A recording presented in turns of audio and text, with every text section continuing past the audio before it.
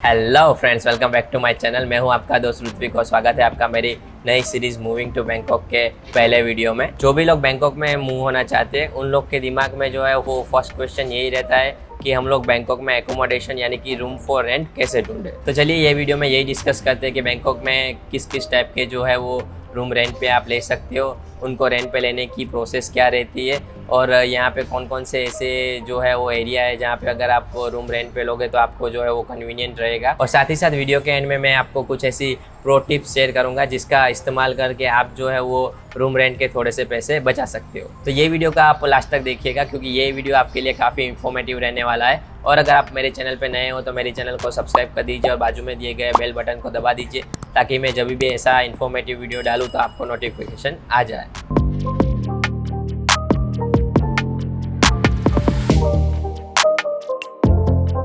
Bangkok में accommodation ढूंढने के टाइम फर्स्ट चीज़ जो दिमाग में आती है वो ये है कि बैंकॉक के कौन से एरिया में एकोमोडेशन ढूंढे। तो यहाँ पे आपको 3 चीज़ों को ध्यान में रख के आपका जो है वो एकोमोडेशन ढूंढना है। फर्स्ट, अगर हो सकता है तो आप ऐसे एरिया में घर ढूंढे जो कि आपके वर्क प्लेस या तो स्कूल से नज़दीक हो ताकि आपको ट्रांसपोर्टेशन का कम से कम खर्चा लगे। सेकंड, आप जहाँ पे भी रहने वाले हो उसके आसपास जो है वो पब्लिक ट्रांसपोर्टेशन होना चाहिए ताकि जब भी आप एक जगह से दूसरी जगह पे जाओ तो आप पब्लिक ट्रांसपोर्टेशन का इस्तेमाल करके जा सको। थर्ड और मोस्ट इंपॉर्टेंट चीज़ ये है कि जहाँ पे आप एकोमोडेट होने वाले हो उसके आसपास जो है वो ग्रोसरी स्टोर होना चाहिए क्योंकि जब भी आप नए नए होते हो तो आपके पास व्हीकल तो होती नहीं है। अगर ग्रोसरी स्टोर दूर आया रहेगा तो आपको हर बार ग्रोसरी लेने के लिए जो है वो दूर जाना पड़ेगा, तो उसके लिए आपको ट्रांसपोर्टेशन के पैसे भी ज़्यादा लग जाएंगे। तो बेटर है कि आप ग्रोसरी स्टोर के नज़दीक के एरिया में घर ढूंढें ताकि जब भी आपको ग्रोसरी की ज़रूरत पड़े तो आप इजीली चल के भी वहाँ से ग्रोसरी लेके आ सके। बैंकॉक में ऐसे काफ़ी सारे बड़े बड़े ग्रोसरी स्टोर आए हैं जिसमें से मैक्रो हो गया, टेस्को लोटस हो गया और बिग सी जो है वो काफ़ी फेमस है यहाँ पे, जहाँ पे आपको जो है वो रीजनेबल रेट पे ग्रोसरी मिल जाती है। अगर हो सकता है तो आप अपने स्टार्टिंग के दिनों में ऐसी जगह पे घर ढूंढें जहाँ पे आपके आसपास जो है वो इंडियन कम्युनिटी रहती हो ताकि आपको जो है वो इंडियन चीज़ें आसपास इजीली मिल जाए और अगर आपको कुछ प्रॉब्लम आए तो आप किसी की हेल्प ले सको। अगर बैंकॉक की बात करें तो बैंकॉक में ऐसे काफ़ी सारे एरियाज है जहाँ पे अपने इंडियन जो है वो काफ़ी ज़्यादा मात्रा में रहते हैं, जैसे कि सिलोम हो गया, साथोन हो गया, नरातीवात हो गया, रामाथ्री हो गया, सुकुमित हो गया।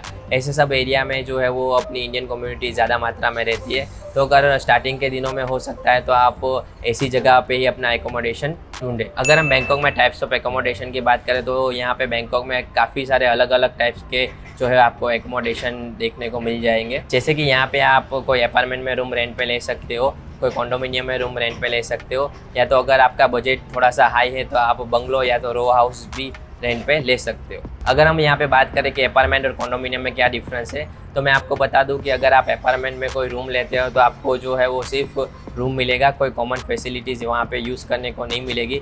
जबकि आप अगर कॉन्डोमिनियम में रूम लेते हो तो आपको रूम के साथ साथ कॉमन फैसिलिटीज़ भी मिलती है, जैसे कि स्विमिंग पूल हो गया, जिम हो गया, ये सब फैसिलिटीज़ जो है आपको फ्री में यूज़ करने के लिए मिलती है। इसीलिए कॉन्डोमिनियम का रूम का रेंट रहता है वो अपार्टमेंट के रूम के रेंट से ज़्यादा रहता है। जैसे इंडिया में रूम की अलग अलग कैटेगरीज रहती है वैसे यहाँ पे भी अलग अलग कैटेगरीज रहती है, जैसे कि स्टूडियो रूम हो गया, 1 BHK हो गया, 2 BHK हो गया, 3 BHK हो गया।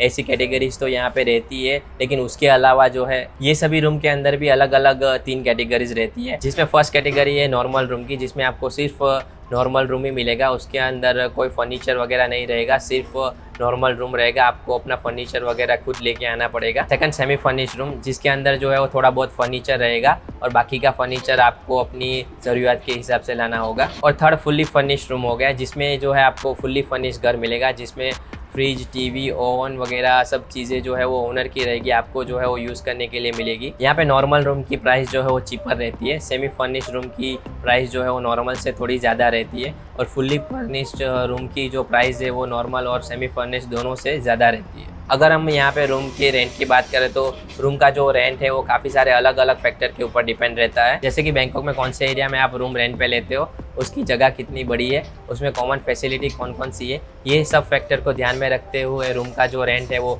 डिसाइड होता है। अगर हम बात करें कि आप बैंकॉक में घर कैसे ढूंढ सकते हो तो ये दिखाने के लिए मैं आपको अभी अपनी कंप्यूटर स्क्रीन पे लेके जाऊंगा, वहाँ पे आपको मैं दिखाऊंगा कि आप ऑनलाइन घर कैसे ढूंढ सकते हो। तो फ्रेंड्स, जैसे कि आप देख सकते हो अभी मैं अपनी कंप्यूटर स्क्रीन पे आ गया हूँ।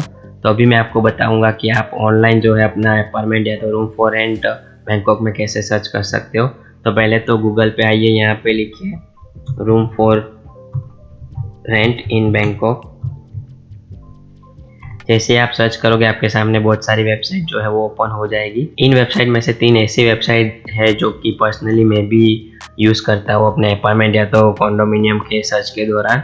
तो वो मैं आपको बताता हूँ। एक तो ये renthub.in.th हो गया, दूसरी है डीडी प्रॉपर्टी वाली वेबसाइट हो गई, तीसरी ये जो है थाई अपार्टमेंट वाली वेबसाइट हो गई। तो अभी मैं आपको ये थाई अपार्टमेंट वाली वेबसाइट दिखाता हूँ कि थाई अपार्टमेंट वाली जो वेबसाइट है उसमें कॉन्डो सर्च कैसे करते हैं। तो यहाँ से पहले आप होम पेज पे आ जाइए। जैसे आप होम पेज पे आओगे तो होम पेज कुछ इस तरह से दिखेगा। तो यहाँ पे आप देख सकते हो apartment search condor for rent. तो यहाँ पे आप देख सकते हो अलग अलग ऑप्शन दिए गए हैं, जैसे कि near BTS, MRT, academy search, Bangkok area, other province. तो अगर आप कोई BRT या तो MRT के बाजू में रूम ढूंढना चाहते हो तो आप जो यहाँ पे क्लिक करोगे तो यहाँ पे BRT MRT का ऑप्शन आ जाएगा। अगर आपको यूनिवर्सिटी या तो स्कूल्स के हिसाब से देखना चाहते हो तो आप यहाँ पे स्कूल या तो यूनिवर्सिटी सिलेक्ट कर सकते हो। तो उसके नियर बाय जो भी कॉन्डो या तो अपार्टमेंट होंगे वो यहाँ पे आ जाएंगे। उसके अलावा अगर आप कोई बैंकॉक में एरिया के हिसाब से अपना रूम ढूंढना चाहते हो तो भी आप यहाँ पे ढूंढ सकते हो। उसके अलावा अगर आप कोई और प्रोविंस में जो है वो रूम ढूंढना चाहते हो तो यहाँ पे अदर प्रोविंस का ऑप्शन भी दिया गया है। तो आप बैंकॉक के बाहर भी जो है यहाँ से रूम ढूंढ सकते हो। तो अभी मैं आपको दिखाऊंगा कि बैंकॉक में रूम कैसे ढूंढा जाता है। तो आप यहाँ पे बैंकॉक में एरिया के हिसाब से जो है सर्च कीजिए। तो यहाँ पे मैं एक एरिया साथोन जो एरिया है बैंकॉक का वो सिलेक्ट कर लेता हूँ। ये ऑप्शन देख रहे हो, ये मंथली रेंट का ऑप्शन है। तो यहाँ पे आप पर मंथ आपका रेंट कितना होगा वो भी आप यहाँ पे जो है वो सिलेक्ट कर सकते हो। तो यहाँ पे मैं 5,000 से 10,000 का ऑप्शन जो है वो सिलेक्ट कर लेता हूँ। उसके नीचे आप देखोगे तो अपार्टमेंट का नाम और लोकेशन का एक टैब आएगा। अगर आप कोई स्पेसिफिक अपार्टमेंट में अपना रूम लेना चाहते हो तो आप अपार्टमेंट का नाम यहाँ पे लिख सकते हो, नहीं तो फिर आप यहाँ पे सर्च प्रॉपर्टी पे क्लिक कर दीजिए। जैसे आप क्लिक करोगे तो आपके सामने बहुत सारे कॉन्डोमिनियम या तो अपार्टमेंट जो कि वो एरिया में है वो आपके सामने आ जाएंगे। जैसे कि आप देख सकते हो ये सब साथोन लोकेशन वाले एरिया है।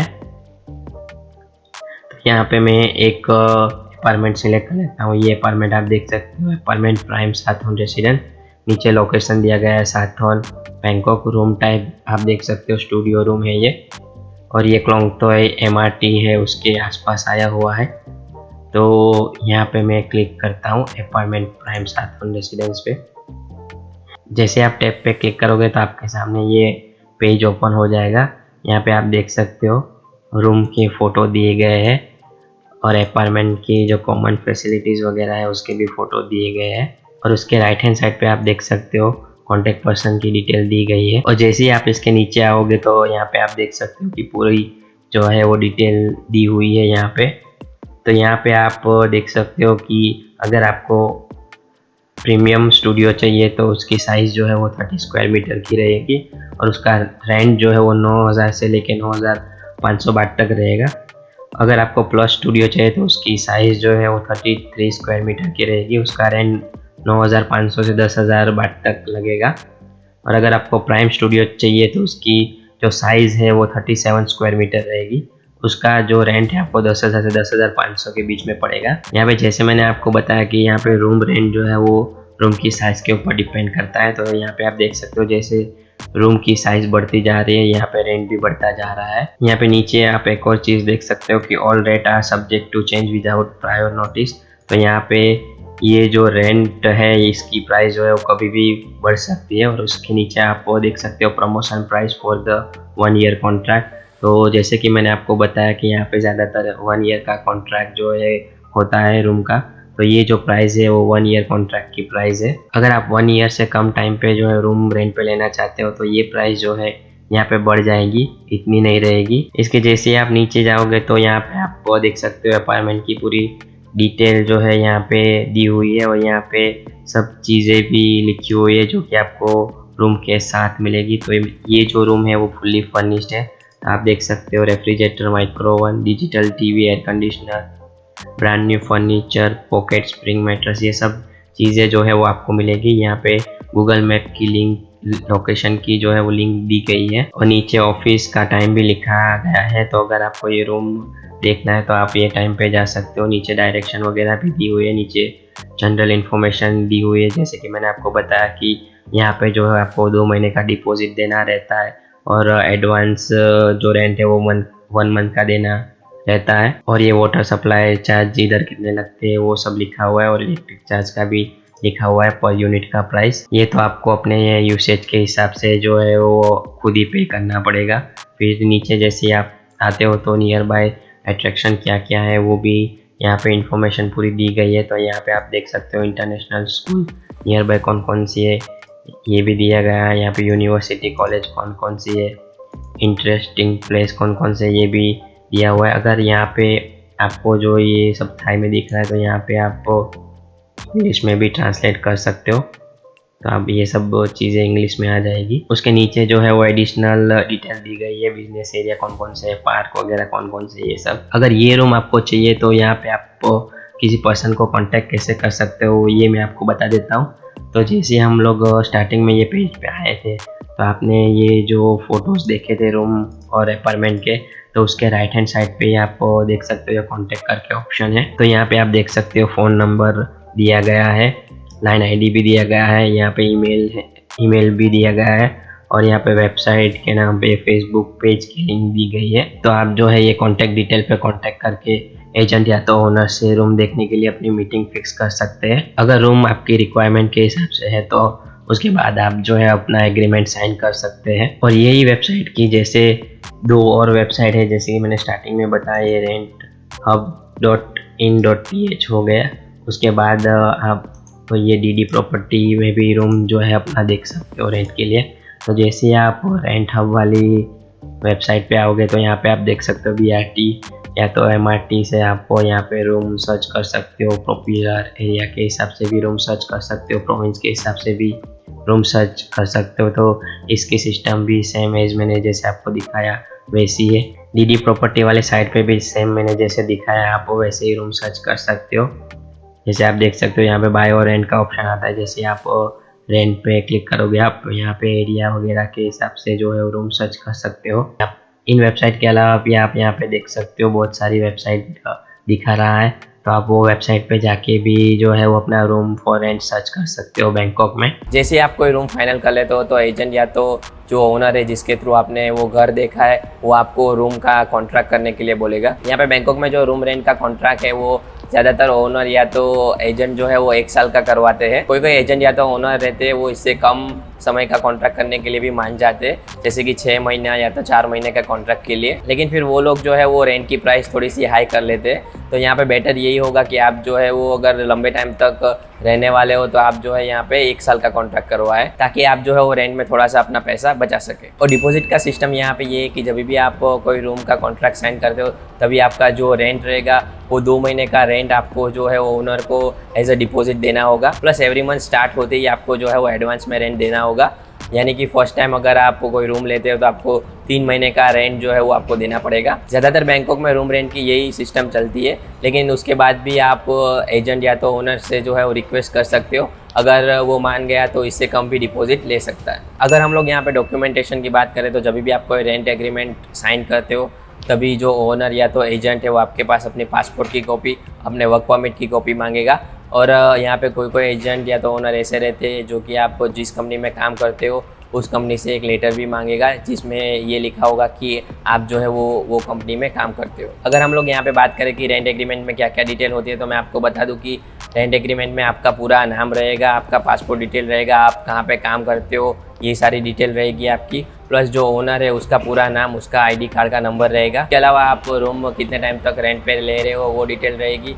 प्लस मंथली रेंट जो है वो आपको किस अकाउंट पे जो है वो ट्रांसफ़र करना है उसकी पूरी अकाउंट की डिटेल रहेगी। और उसके अलावा जब भी आप रूम रेंट पे लेते हो तभी जो चीज़ें ओनर ने आपको दी रहेगी जैसे कि ओवन हो गया, फ्रिज हो गया, एयर कंडीशनर हो गया, ये सब चीज़ की पूरी डिटेल जो है वो उस रेंट एग्रीमेंट में लिखी रहेगी। और जो भी ओनर की टर्म एंड कंडीशन रहेगी वो कॉन्ट्रैक्ट में लिखी रहेगी। तो आपको यहाँ पे टर्म एंड कंडीशन जो है वो ध्यान से पढ़ना है, जिसमें मोस्टली रहता है कि एग्रीमेंट की तय की गई जो डेट है उसके बीच में अगर आप रूम छोड़ के जाते हो तो डिपॉजिट के जो पैसे हैं वो आपको वापस नहीं मिलेंगे। और अगर आपके स्टे के दौरान रूम में कोई रिपेयरिंग का खर्चा वगैरह आता है तो वो कौन पे करेगा, आप या तो ओनर। ऐसी सारी टर्म एंड कंडीशन जो है वो रेंट एग्रीमेंट में लिखी रहेगी। यहाँ पे थोड़ी इंपॉर्टेंट चीज़ है जो कि आपको ध्यान में रखनी है अपना जो एग्रीमेंट है वो साइन करने से पहले। जैसे कि जो रूम आपने रेंट पे लिया है वहाँ पे कुकिंग अलाउड है कि नहीं, वो आपको ओनर से कंफर्म करना है। क्योंकि यहाँ पे ज़्यादातर लोग जो है वो बाहर खाते हैं और ज़्यादातर कॉन्डोमिनियम और अपार्टमेंट में जो है वो कुकिंग अलाउड नहीं करते। लेकिन हम इंडियन लोग जो है वो ज़्यादातर घर पे ही खाना बनाते हैं। तो आपको एजेंट या तो ओनर है जिसके थ्रू आप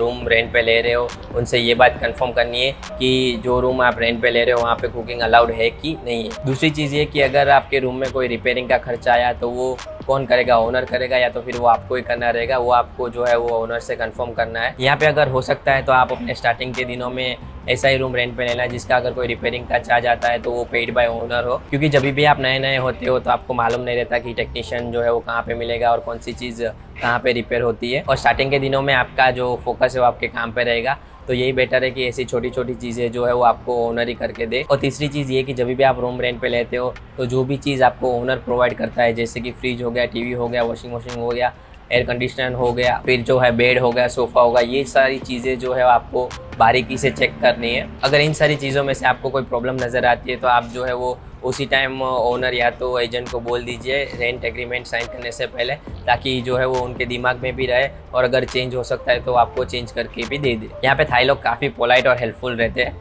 तो एक बार आपका एग्रीमेंट साइन हो जाने के बाद अगर आपको कोई दिक्कत नज़र आती है रूम में तो आप अपने एजेंट या तो ओनर को बोल सकते हो, तो आपकी हेल्प कर देगा। लेकिन आपको अपनी सेफर साइड जो है आपको सारी बातें क्लियर करके रखनी है ताकि फ्यूचर में आपको कोई दिक्कत ना आए। तो जैसे कि मैंने वीडियो के स्टार्टिंग में बताया था कि मैं वीडियो के एंड में आपको थोड़ी सी प्रो टिप्स दूंगा। तो फर्स्ट टिप ये है कि यहाँ पे भी अपने इंडिया जैसी ये हेल्दी बार्गेनिंग हो सकती है। तो जब भी आप कोई रूम रेंट पे देखने जाओ तो आप अपने ओनर या तो एजेंट से जो है वो रूम के रेंट को लेके हेल्दी बार्गेनिंग कर सकते हो। अगर आपके पास यहाँ पे पैसे हैं तो आप उनको रिक्वेस्ट कर सकते हो कि अगर आप जो है वो 4-6 महीने का रेंट जो है वो एडवांस में दे तो आपका यहाँ पे थोड़ा सा रेंट कम हो सकता है कि नहीं हो सकता। यहाँ पे ज़्यादातर ओनर या तो जो एजेंट है, अगर आप 4-6 महीने का एडवांस रेंट देते हो तो वो लोग जो है वो रेंट थोड़ा सा कम करने के लिए मान जाते हैं। तो अगर आपके पास पैसा है और आप 4-6 महीने का एडवांस में रेंट दे सकते हो तो आपको यहाँ पे जो है वो 500 से 1000 बात का जो है वो फ़र्क पड़ जाएगा रूम रेंट पे। यहाँ पर ज़्यादातर एजेंट और ओनर रेंट कम करने के लिए मान जाते हैं अगर आप 4-6 महीने का